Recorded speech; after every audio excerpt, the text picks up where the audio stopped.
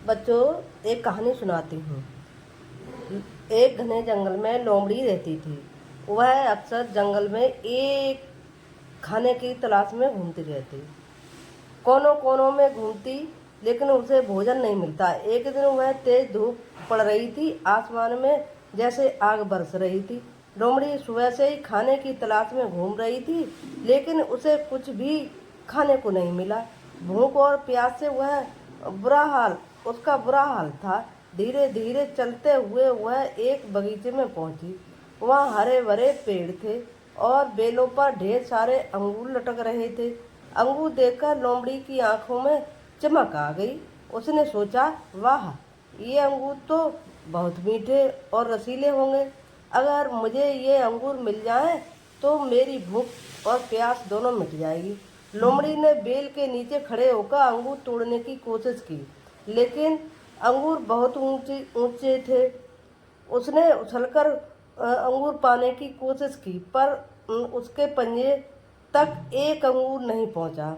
वह बार बार कोशिश करती रही।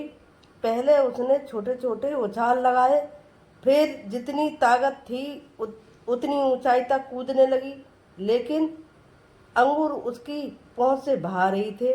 काफी देर तक प्रयास करने के बाद भी उसे सफलता नहीं मिली।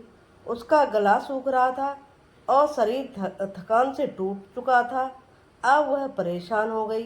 फिर उसने सोचा, लगता है ये अंगूर वैसे भी खट्टे होंगे, इन्हें खाकर मुझे मजा नहीं आएगा। यह कहकर लोमड़ी वहां से चली गई।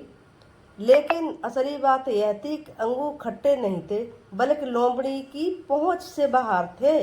वह अपनी असफलता प्रयास को छिपाने के लिए खुद को तसल्ली देने लगी, अंगूर खाने लायक ही नहीं है।